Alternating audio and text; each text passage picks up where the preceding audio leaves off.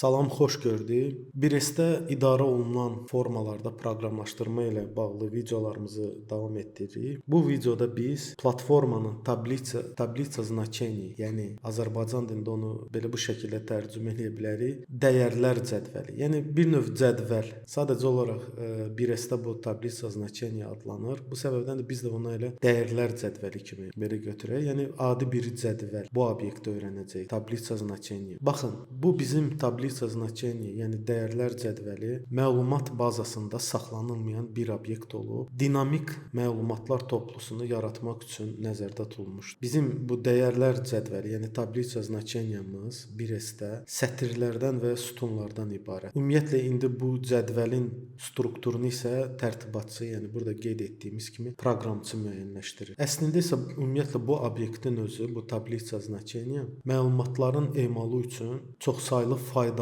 metodlara, funksiyalara malikdir. Yəni proqramçı, yəni tərtibatçı bu bizim platformanın özünün belə daxili kodu ilə, yəni proqramlaşdırma vasitəsilə bizim indi bu tablitsa значения obyektimizə, cədvəlimizə sətirləri əlavə edə bilir. Bu sətirləri misal üçün artıq bizim keçdiyimiz dövr operatoru vasitəsilə cədvəldən çıxarış əldə edə bilər və bu cədvəlimizdə olan dəyərləri axtara və müxtəlif sütunlar, yəni cədvəldə olan kolonkalar üzrə də həmçinin çeşidləyə. Düzünü desəm, indi siz özünüz də görəcəksiniz gələcək belə videolarımızda ümumiyyətlə 1S platformasında işləyərkən bu obyekt proqramlaşdırmada çox tez-tez işlənilir. Bundan qabaqki videolarda biz massiv haqqında danışmışdıq, həmçinin də massivlə işləməyi də öyrənmişdik. Əslində belə baxsaq, massivlər özləri də bir qədər dəyər cədvəlinə, yəni tablitsa значения oxşayır. Amma bu qeyd etdiklərimizdən də özünüz də görürsüz ki, dəyər cədvəli, yəni bu tablitsa значения daha geniş tətbiq sahəsinə malikdir. Əslində massivlər kimi tablitsa значения bu dəyərlər cədvəli obyekti də bir-esdə yəni ki çox işlənirlər. Hər ikisi, həm massivdə, həm də tablitsa значения bu dəyərlər cədvəli. Lakin bizim bu tablitsa значения obyektimiz, yəni dəyərlər cədvəli tərtibat, yəni proqramlaşdırma üçün çoxsaylı maraqlı funksiyalarının, yəni metodlarının olmasına görə həqiqətən də bu tablitsa значениyadan, yəni dəyərlər cədvəlindən daha tez-tez istifadə olunacaq. Beləliklə gəlin indi burada qeyd etdiyimiz kimi məlumat bazasında saxlanılmayan bir obyekt kimi buna tərif ver. Gəlin aydınlaşdıraq görək, məlumat bazasında saxlanılmayan bir obyekt nə deməkdir? Bu deməkdir ki, bu, yəni tablitsa значений bir növ virtual cədvəl platformada. Yəni təsəvvür edin ki, bu sadə bir Excel cədvəlidir. Bu da indi görəcəksiniz, bizim yəni ki bazada sadə bir cədvəldir. Onun sütunları və sadəcə olaraq sətirləri var. Və həmin bu obyektdə bursa bazada yaddaşında saxlanılmır. Yəni virtual olaraq qalır. Biz ondan istifadə edə biləcəyik. Onun içərisinə məlumat əlavə edib, məlumatı oxuya, funksiya metodlarından istifadə edə biləcəyik. Lakin bazamızda bu obyekt, yəni tablitsa значений, dəyərlər cədvəli saxlanılmır yaddaş. O ancaq yaradıldığı, yəni hansısa bir prosedurda və yaxud da misal üçün funksiyada yaradıldığı zaman mövcud olur və bu funksiya və prosedur bitdikdən sonra isə həmin cədvəl bir növ məhv olur, yəni yox olur, silinir. Yəni bir növ belə düşünün ki, proqram icra olunan zaman operativ yaddaşda yaranır. Proqramın icraatı da bitdikdən sonra həmin cədvəl silinir, yəni məhv olur, gedir. Yəni əgər biz proqram kodunda ümumiyyətlə bu tablitsa значения müraciət etməsək və proqram kodu bitdikdən sonra yaddaşdan silinəcək. Yəni operativ yaddaşdan, daha doğrusu, yəni kompüterimizin silinəcək. Bazada heç bir məlumat olaraq yaddaşda saxlanılmayacaq. Belə sadə dildə desək, ancaq istifadə anında mövcud olur bu obyekt, yəni tablitsa значения. Misal üçün bu da çox faydalıdır. Yəni həm proqramın optimal işlənməsi baxımından da, yəni niyə görə? Tutaq ki biz hər hansı bir kataloqdan, məsələn, spravочникdən nomenklaturaları götürsək və onları proqram kodunda bu tablitsa значений dəyərlər cədvəli yaradırıq və nomenklatura və yaxud da əməkdaşların siyahısını bu cədvələ əlavə edib, bunun üzərindən işləyə bilərik. Onu ardıcıllığı üzrə düzə bilərik və yaxud da dövr operatorundan digər funksiyalardan metodlardan istifadə edərək həmin bu məlumatlarla müxtəlif əməliyyatları icra edib, bazada müəyyən dəyişikliklər etdikdən sonra proqram kodu icraatı bitdikcə bu dəyərlər cədvəli, yəni bizim tablitsa znaçeniyamız silinəcək. Yəni yaddaşda onsuz da qalmır, bir növ məhv olur, gedir. Əlbəttə ki, biz indi bu dərs, bu video ərzində indi praktiki nümunələrlə işləyərkən sizə bu indi qeyd etdiklərim belə tam anlaşılacaq. Gəlin indi bu qeyd etdiklərimizi platformada, yəni konfiquratorumuza tətbiq etmək üçün bu slaydımızı bağlayaq və keçək konfiquratora və bizim artıq bu bütün nümunələri test etmək üçün yaratdığımız bu start obработкасına daxil olaq. Onun formamıza keçək və start düyməsinin proqram koduna daxil oluruq. Və gəlin burada keçən də videolarımızda qeyd etdiyimiz kodları silək və indi bizim bu tablitsa значения obyektimizi yaradaq. Burada bir məsələni qeyd edim ki, tablitsa значения bu dəyərlər cədvəli obyektimiz ancaq server tərəfdə onunla işləmək olar. Yəni klient tərəfdə istifadəçi, yəni forması, hansı ki artıq keçən dərsimizdə bu haqqda danışmışdıq ətraflı olaraq. Yəni baxmamısınızsa baxa bilərsiniz. Klient tərəfdə bu obyektlə işləmək mümkündür. Sadəcə onunla server tərəfdə, yəni ki kompilyasiya direktivi na serveri olan funksiya və prosedurlarda bu obyekti yarada, onunla yəni ki əməliyyatları icra edə bilərik. Bu səbəbdən də biz həmin obyekti na serveri funksiyamızın içərisində yəni ki qeyd etməli olacağıq. Çünki indi biz bunu klient tərəfdə na klient direktivində olan funksiyamızda birbaşa istifadə etmək istəsək, 1S yəni platforması xəta verəcək. Yəni bunun mümkün, bu obyektlə işləmək mümkün olmadığını bizə bildirəcək. Yəni bunun indi daha ətraflı səbəblərini indi keçdikcə bu dərslərimizi öyrəndikcə, yəni tam belə anlaşılacaq. Hal-hazırda bilin ki, bu tablitsa значения dəyərlər cədvəli, yəni ümumiyyətlə bu cədvəllə biz server tərəfdə işləyə bilərik. Və bu gəlin hətta dərsimizə uyğun olsun deyə bu funksiyamızın, bu na server direktivində olan funksiyamızın adını da dəyişək. Adını qoyaq dəyər cədvəli, dəyərlər cədvəli. Yəni biraz anlaşılır olsun, mövzumuza uyğun olsun funksiyamızın adı. Gəlin indi obyektimizin özünü yaradaq. İlk əvvəl həmişə olduğu kimi, yəni massivlərdəki kimi də bir dəyişən yaradaq. Adını da qoyarıq cədvəl. İstənilən adı qoya bilərsiniz. Yəni bu bir növ dəyişən yaradırıq. Hansısa bir obyekt yaradırıq. Cədvəl bərabərdir işarəsini qoyuruq və ondan sonra massivlərdə olduğu kimi, yəni ümumiyyətlə bunu yadınızda saxlayın. ADNS-də standart konstruksiya var obyektləri yaratmaq üçün. Yəni proqramında, yəni onun daxili kodunda. Новый, baxın bu operator yazır. Sonra isə tablitsa, baxın hətta indi Ctrl Space düyməsini sıxsaz, ipucu olaraq da çıxır. Əgər adı yadınızda deyilsə. Görürsüz, yəni bu sizə də köməklik eləyir. Siz bu cür şəkildə yazırsınız. Biz indi burada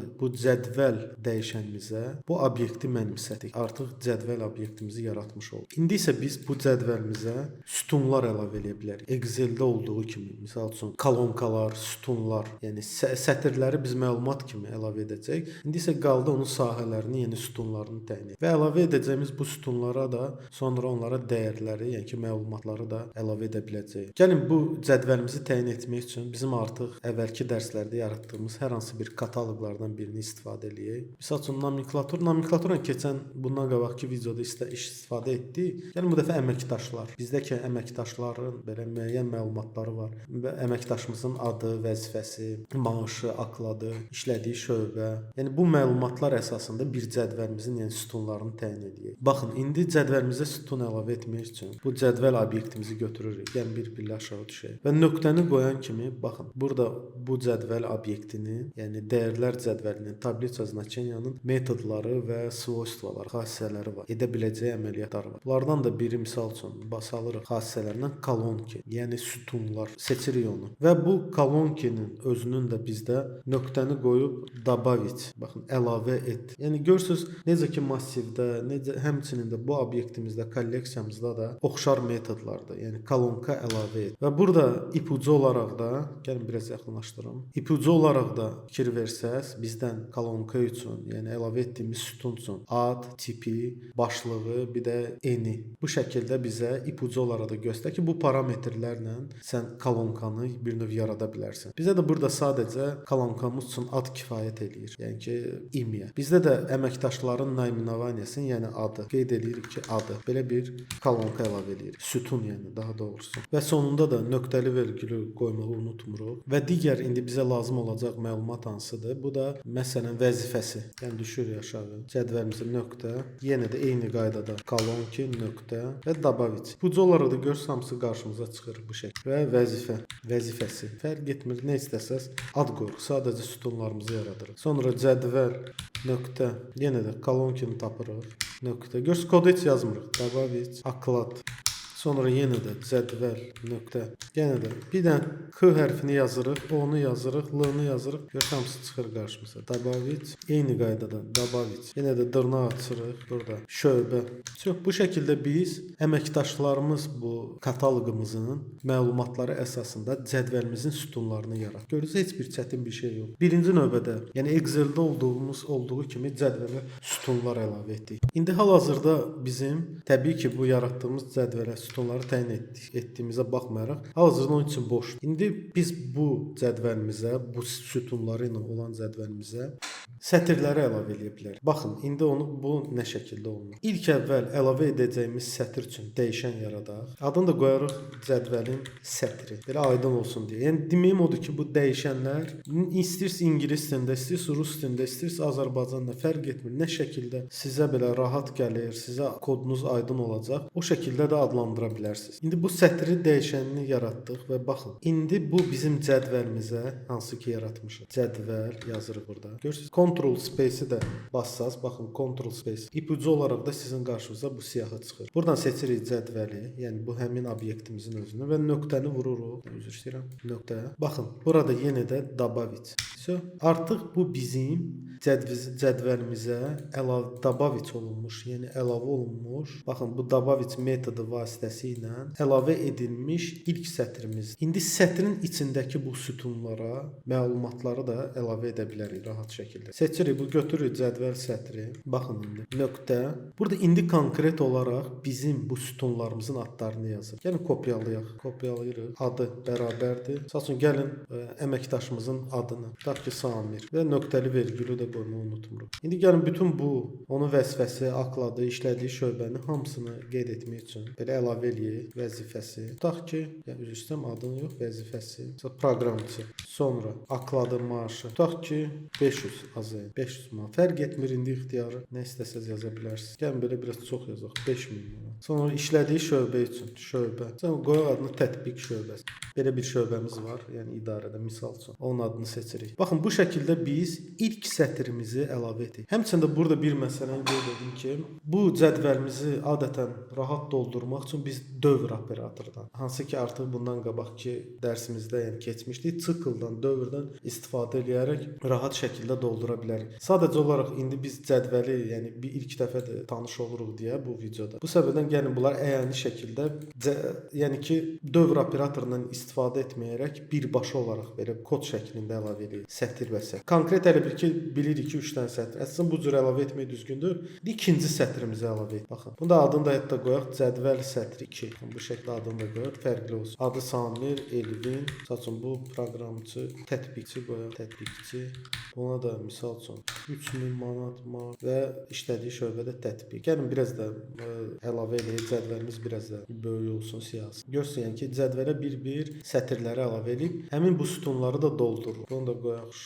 Şamil, bu da tətbiqçi olsun, maaşı daha yüksək olsun, bu da tətbiq şöbəsində. Baxın, bu şəkildə cədvəlimizə 3 dənə sətir əlavə etdik. Fərqli-fərqli, yəni ki, əməkdaşların, yəni adları ilə, vəzifələri və işlədiyi şöbə, maaşları ilə. Gəlin indi bu etdiyimiz, yəni ki, yaratdığımız cədvəl və əlavə etdiyimiz sətirləri proqram kodunun icrası ilə analiz eləyək. Görək hansı nəticəni əldə edirik. Biz indi hal-hazırda artıq funksiyanın içərisindəyik və bizim funksiyamızda bilirik ki, geriyə hər hansı bir məlumatı qaytarır. Səbəbən də bura yazırıq vazura. Nəyi qaytarsın? Cədvəli. Və bizim indi hal-hazırda bu funksiyamız heç bir yerdə, yəni ki, çağırılmır. Yəni biz hal-hazırda ancaq istifadəçi tərəfdə start düyməsini basa bilərik. Və start düyməsi gəlib bizim bu kodumuzun, yəni ki, bu prosedurumuzun içinə. Bu səbəbdən də bu kodumuz da icra olunsun deyə bu indi yazdığım yazdığımız kod həmin bu funksiyamızda çağırmalıyıq. Baxın, burada indi bir məsələni də sizə qeyd edeyim, vacib məsələ, o da nədir? Siz indi hal-hazırda görürsünüz ki, biz buna serverə, biz əvvəldə də videonun əvvəlində qeyd etdik ki, bu cədvəl obyekti ilə ancaq server tərəfdə işləmək olar. Yəni klient tərəfdə xəta olacaq. Və əgər mən indi kodu, yəni bu funksiyanı çağırsam və bizə bu cədvəli geri qaytarsa, klient tərəf xəta verəcək. Gəlin hətta onun belə şahidi olaq. Keçirik kod alt sistemi start, vururuq. Gördünüz, belə bir xətamız gəldi, yaranmış oldu. Ошибка отображения tipов. Tipləri, yəni ki, bir növ oxuya bilmir. Yəni ki, bu klient tərəfdə bizim formamız. Hətta podrobnoya da girsək, burada belə bu haqda ətraflı yazılır. Ancaq qeyd edeyim ki, hal-hazırda biz indi bu dərsimizin çərçivəsində sırf bu xətanın səbəbini, yəni qeyd etdiyim kimi, səbəb odur ki, klient tərəfdə bu obyektimiz, yəni cədvəl ancaq server tərəfdə, yəni klient tərəfdə işlənə bilməz. Və bunu indi gələcək dərslərimizdə də biz bu haqda da ətraflı. Hal-hazırda, yəni ki, bu xətanın olub-olmaması bizim üçün vacib deyil, yəni mövzumuza uyğun olaraq. Və indi kodumuzu analiz etmək üçün biz əvvəlki dərslərdən öyrəndiyimiz bu debug rejimindən istifadə edəcəyik və dayandırma düyməsini qoyarıq bura. Yəni ki, gəlib xəta ki, burada indi baş verəcək əgər bizim bu funksiyamız icra olunandan sonra qayıdır. Biz indi xətaya düşməyəcəyik də. Düşəcək proqram öz-özlüyündə tam icra olunduqdan sonra. Ancaq əsasən biz buradakı etdiyimiz, yəni yazdığımız kodları analiz edə biləcəyik və onların alınan nəticələrini də belə görə və izləyə biləcəyik. Bunun üçün indi keçirik debug rejimində açmaq üçün. Vururuq продолжить отладку. Bazanı yeniləyirik. Keçirik bura və uçot alt sistemi servis start və startın üzərinə tıklayırıq və gəldik bir proqramımız, yəni ki, burada durmuş oldu. Yəni kodun icrası hələ tam bitməyib. Yəni bu funksiyanın içərisində baxın bu qırmızı nöqtədə durmuş oldu hal-hazırda. Baxın burada. İndi gəlin yaratdığımız cədvələ, yəni bu cədvəlin hansı dəyərlər saxlanılır və onun bütün xassələrini görmək üçün bu cədvəlimizi artıq keçən dərslərimizdən qeyd etmişdik. Выделить edirik, seçirik və daxil oluruq bizim baxın bu işarənin üzərinə. Və baxın açılan bu ifadənin, yəni bu dəyişən içərisində olan hansı məlumat var? Baxın hal-hazırda görürsünüz ki, cədvəl onun dəyəri tablitsa значений, yəni dəyərlər cədvəli hansı ki biz artıq yaratdıq və tipi də qeyd olunur. Ya burada F2 düyməsini və yaxud da baxın bu işarənin üzərinə tıklayırıq və bizim indi cədvəlimiz də açılacaq. Gəlin onu da edək. Baxın, gördüyünüz kimi bizim bu şəkildə,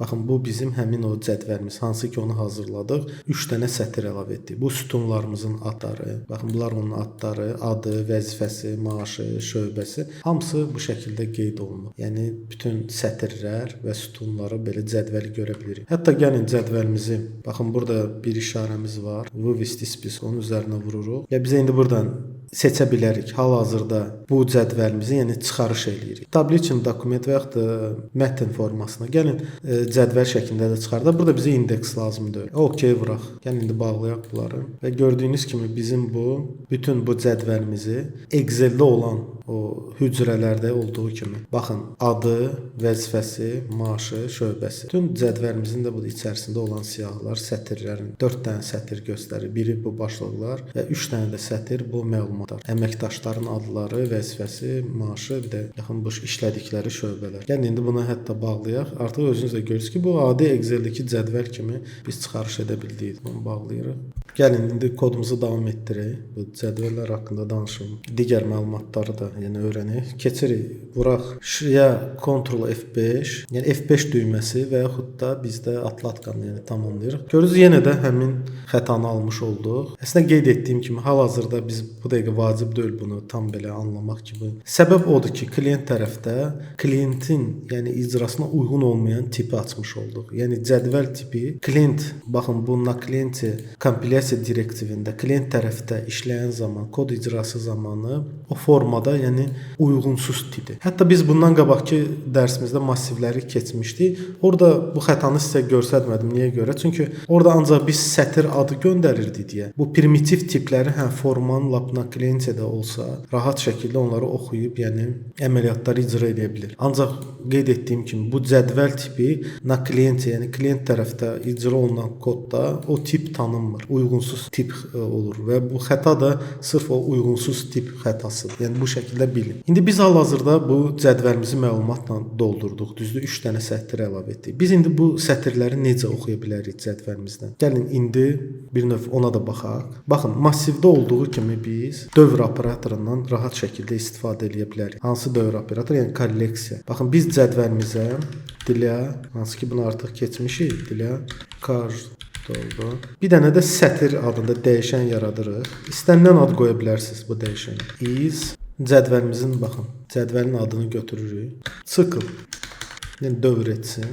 Və konec siklanda qoymağı unutmuruq. Və belə səliqəyə salırıq kodumuzu. Baxın, indi bizim bu cədvəlimizdə əlavə etdiyimiz hər bir sətri bu cədvəlin içərisindən bu sətir dəyişəni ilə bu dövr operatoru vasitəsilə bir-bir çıxardıb istifadəçinin qarşısına misal üçün sabişiç olaraq, mesaj olaraq adlarını və göstərə bilərik. Sabişiç. Burada mötərizəni açırıq. Sətir. Artıq bu sətir bizim həmin əlavə etdiyimiz sətirlərdir. Baxın, götürüb adı, nöqtə adı qoysaq. Bu şəkildə kodumuzu indi biz icra edə bilsəydik, yəni indi hal-hazırda biz klient tərəfdə bunu çağıra bilməyəcəkdik. Yəni sadəcə olaraq bunu nümunə şəklində yazdım ki, indi hər bir bu cədvəldəki sətirləri biz sabişiç və yaxud da hər hansı bir massivə əlavə edib göndərə bilərdik. Misal üçün bura. Gəlin hətta onu eləyək. Bu massiv yaradaq. Yəni bu cədvəlimizdəki sətirləri oxuyub istifadəçinin bir növ qarşısına çıxarda bilər. Gəlin belə bir, çünki massiv obyekt isə cədvəldən fərqli olaraq klient tərəfdə bir növ çağırıla bilir. Yəni klient tərəfdə işləmək olur. Uyğun tipli klientə massiv. Gəlin bir dənə belə massiv adında belə bu massiv. Elə adını da massiv qoyaq belə ingilis hərflərindən. Новый. Baxın. Massiv yazırıq. Həm də massivi də təkrarlamış olarıq. Artıq massivimiz var və belə eləyək. Hər dövrdə, yəni cədvəli dövr operatoru ilə ki, içindən məlumatları oxuyuruq. Nöqtə добавить. Və bizim bu sətir nöqtə. Baxın, bura biz ancaq naименование göndərməliyik ki, naименование deyəndə sətrimizin adı burada adıdır. Belə bu şəkildə adı. Klientə bu dəfə cədvəli yox, çünki cədvəli göndərsək xəta verəcək. O bayaqki xətanı. Massivi göndəririk. Baxın bu şəkildə. Yəni çünki biz cədvəllə ancaq server tərəfdə işləyə bilərik. Ona görə məcbur olduq bu cədvəldə əldə etdiyimiz bu sətirləri cikl dövr operatoru vasitəsilə massivə əlavə etdik və bu massivi də qaytaracaq. Baxın bu dəyər cədvəli funksiyasının adı ki çağırmışıq. Gəl onu da bir dəyişən yaradaq. Adların massivi belə qoyaq. Keçən dəfə birbaşa həmin funksiyanın adına dövr qoyduq. İndi isə ayrıca bir dəyişənlə deyərik. Adların massivi. Bərabərdir bizim bu funksiyamıza. İndi kod düymə basıldığı zaman burada start. Baxın. Kod gələcək, girəcək bura. Adların massivində bərabərdir hara? Keçəcək bu funksiyamıza. Hansı ki indi yazdıq. Dəyərlər cədvəli. Və burada cədvəl yaranacaq və cədvəl yarandıqdan sonra sütunları, adları təyin olunduqdan sonra keçəcək cədvələ sətirlər əlavə ediləcək. 3 dənə sətir. Və biz bu 3 sətri bir də massiv yaradıb içinə doldurucu adlarını və qaytarıq istifadəçinin tərəfə. Yəni mən bu əlavə yazmaya da bilərdim. Prosta sadəcə olaraq bu kolleksiyadakı, yəni dövr operatorunu istifadə etdik. Xəta olmasın da, yəni birbaşa vizual olaraq da, yəni istifadəçi tərəfdə də görək. Gəlin hətta atlatkanı söndürək. Keçək bazamızı yeniləyək. Keçir uçot alt sisteminə, servis, start. Baxın, heç bir şey çıxmadı. Niyə görə? Çünki biz bu massivi əldə etdik, ancaq sabişit görürsüz yazmamışıq. Unutduq. Gəlin. İndi burada da gəlin dilə doldu. Bir dənə sətir adında dəyişəni yaradırıq. Is eyni qaydada. Klient tərəfdə artıq massivlə işləyə bilir. Adların massivi və cikl. Konec siklanda qoymağı unutmuruq. Konec siklan. Artıq bu sətirdə bizim adlarımız var. Sabişiç və sətir nöqtə. Sətirin özü massivdə birbaşa elə ad. İndi gəlin yoxlayaq. Keçirik uçot alt sistemi, servis, start vururuq. Gördünüz, bütün əməkdaşlarımızın adları belə qarşımıza çıxmış oldu. Bu şəkildə Samir, Elvin, Şamil. Yəni heç bir çətin bir şey yoxdur. Həmçində gördünüz ki, yəni cədvəldən biz necə məlumatları oxuya bilərik. Dövr operatoru vasitəsilə bu şəkildə, yəni baxın bu dövr operatoru və bu sətir dəyişəninə cədvəlin içindən hər birini götürüb massivə də добавить, yəni ki, əlavə etmiş olduq. İndi həmçində gəlin bu bu bizim cədvəlimizin, yəni tabliça значения obyektimizin başqa bir o massivdə olmayan bir metodundan da, funksiyasından da danışaq. Hansı ki, baxın bu cədvəli qeyd etdiyimiz kimi müəyyən belə maraqlı funksiyaları, metodları var ki, bu tərtibatçıya, proqramçıya bir çox imkanları verir. Hansı ki, bu massivdə yoxdur. Yəni bu səbəbdən də cədvəl obyekti, yəni bizim bu dəyərlər cədvəli və tabliça значениямız daha çox istifadə olunur. Onlardan biri də gəlin indi bu yazdığımız kodu silək, bu massivi falan. Yəni bunu prosta nümunə kimi göstərmək istədim ki, niyə görə nakliyensiyada o xətanı verir cədvəllə, ancaq massivdə gördüyünüz kimi rahat şəkildə massivlə işləyə bilər. Çünki massiv bir növ forma tərəfindən, yəni ki, tanınan, bilinən uyğun bir tipə malikdir. Ancaq cədvəl isə bizim bu tabliça значениямız ancaq server tərəfdə icra olunur, yəni klient tərəfdə o ümumiyyətlə oxuya bilmir o tipi. Uyğunsuz tip sayılır onun üçün. Bu səbəbdən də na serverə də, bu kompilyasiya direktivində biz cədvəllərlə işləyə bilirik. İndi belə eləyək. Bu qeyd etdiyim kimi bir başqa funksiyası ilə də tanış olaq cədvəlimizin. Yəni çox funksiyaları var. İndi gələcək videolarımızda da biz hər dəfə lazım olanda o qeyd etdiyim kimi, yəni yeni başqa digər funksiyalarını da öyrənəcəyik. İndi gəlin bir dənə də bu funksiyası ilə də tanış olaq, hansı ki, heç massivdə də yoxdur. Baxın bu cədvəlimizin nöqtə, cədvəlin sətri yox, cədvəlin özünü götürək. Baxın, nöqtəni qoyuruq. Burada onun metodları, funksiyaları görürsüz. Найти, получить, очистить, скопировать, найти строки, найти çoxdur. Yəni bunlar da lazım gəldikcə, yəni gələcək videolarımızda. İndi bu dəqiqə biz sırf bu cədvəl, yəni ki, bu obyektlə tanış olduq. Digər funksiyalarını da hamısını tətbiq edəcəyik. İndi biz cədvəli yaratmağı, sütunları yaratmağı, sətirlər əlavə etməyi, oxumağı qeyd etdik. Bir dənə də bu əlavə funksiyasını da qeyd edeyim. Baxın, svernuch. Bu da çox belə faydalı funksiyadır. Svernuch nə deməkdir? Svernuch bu bir növ. Biz hansısa bir sütuna görə, yəni ki, bu sətri, hər hansı bir sətrimizi müəyyən sütuna görə qruplaşdıra bilərik və qruplaşdırırıq və bir növ nəticəni də, yəni ki, rəqəmsal bir rəqəmlə olan bir nəticəyə görə. Məsəl üçün necə? Baxın, bu şöbədə tətbiq şöbəsidir də. İndi biz bura sətirlər əlavə etmişik. İndi bizə lazımdır ki, tutaq ki, ümumən bu tətbiq şöbəsinə görə nə qədər maaş ödənilir işçilərə? Baxın, qruplaşdıra bilərik tətbiqə görə. İndi gəlin göstərin. Baxın, mötərizəni açan kimi bizdə deyir ki, parametr olaraq gəlin yaxınlaşdıraq. Görürsüz, bizdən parametr olaraq burada kolonki qrupirovka deyir ki, hansı kolonkaya sütuna görə qruplaşdırmaq istəyirsən. Və ikinci parametrdə hansı xanada, yəni sahədə olan, məsəl üçün summirovание, cəmləyib toplamaq istəyirsən. Baxın, indi biz onu tətbiqi yazırıq. Bunu da dırnaq içərisində adını qeyd edirik. Tətbiq cədvəl yazdım, yaddaşda qalmışdı. Vergül. Görsən deyir, nəyə məbləğini hesablamaq istəyirsən. Misal üçün, summirovani cəmləmək istəyirsən. Deyirəm, maaşı. Fikir verin. İndi qruplaşdıracaq. Baxın, bu aklada görə. Dırnaq arasında adlarını yazırıq və mötərizəni də bağlayırıq. İndi bizdə bu sətirdir deyə bu cəmlənə bilməyəcək. Gəlin bu dırnaqları götürək ki, bu rəqəm tipində olsun. Bizim bu maaşlarımız. Biz bunu dırnaq içərisində sətir tipində etmişdik.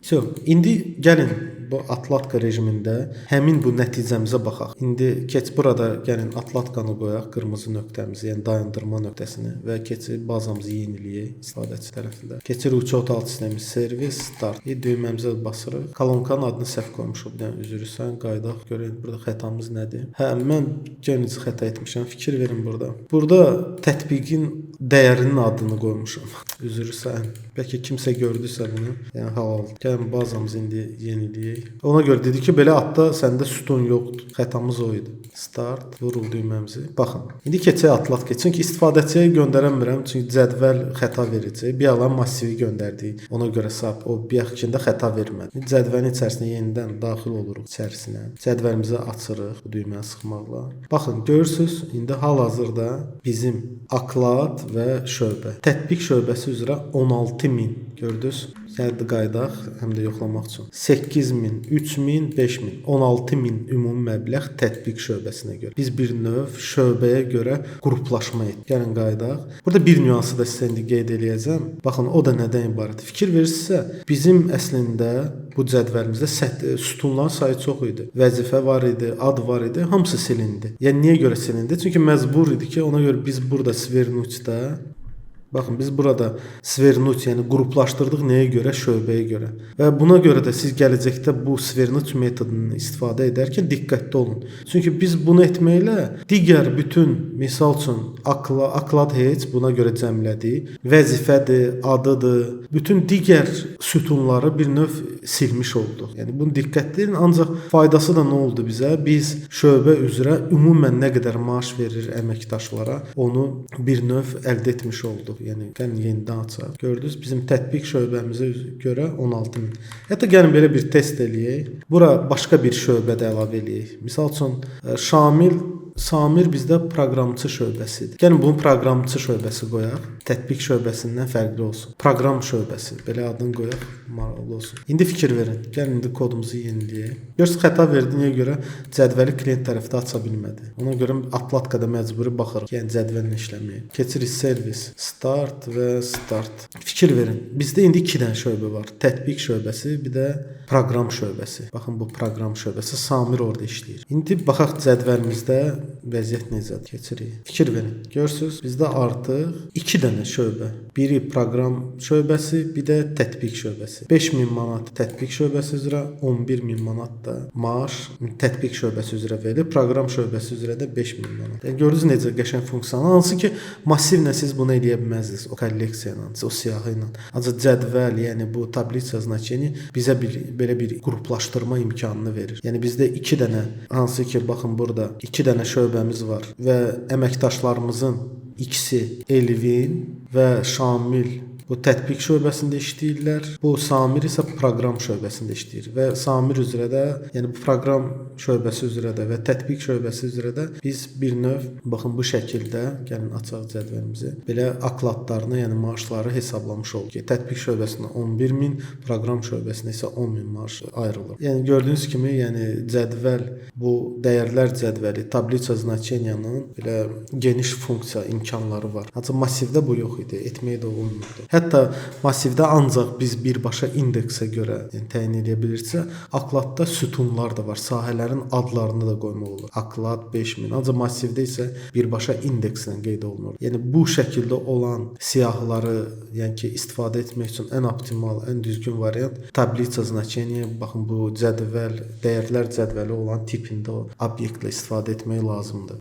Məncə inşallah hələlik bu cədvəl haqqında, yəni tablitsa значение obyekti haqqında qeyd etdiklərimiz inşallah bu video üçün kifayətdir. Qeyd etdiyim kimi digər metodları, digər funksiyaları və digər alqoritmləri ilə bu obyektin gələcək videolarımızda da istərsəmiz qarşılaşacağıq. Çünki bu ən çox istifadə olunan obyektlərdən biridir. Hamısını da yavaş-yavaş öyrənəcəyik. Hələlik bu gün öyrəndik biz cədvələ sütunlar əlavə etməyi, yəni cədvəli özümüz sıfırdan yaratmağı öyrənmiş olduq və sətirləri əlavə etməyi, sətirlərdən və cədvəldə olan məlumatları dövr operatoruna oxuduq. Hətta əlavə olaraq biz Svernuç funksiyasından istifadə etməklə qruplaşdıra bildik hansısa bir məbləği, hansısa bir sahə xanaya görə, yəni şöbə üzrə, yəni nəticəni əldə edə bildik. Həmçində bu gün aydınlaşdırdıq ki, bəzi tiplər var ki, hansılar ki, klient tərəfdə, yəni oxuna bilmir, həm də onun şahidi olduq. Xəta da oldu ki, yəni uyğunsuz tipdir. Klient direktivi üçün bizim bu cədvəl obyektimiz, tablitsa значениямız massivdən, məsəl üçün massivi işlədə bilirdi rahat şəkildə.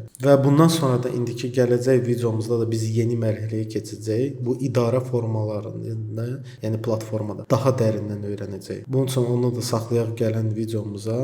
Beləliklə bu videonu burada bitirirəm. Ümid edirəm ki, burada qeyd etdiklərimiz sizin üçün inşallah faydalı olar. Həmişə olduğu kimi videonun sonunda sizdən videomuzu bəyənməyi, kanala abunə olmağı, öz fikir, rəyləriniz və suallarınız varsa videonun kommentariya bölməsinə qeyd etməyinizi istərdim. Sağ olun, uğurlar.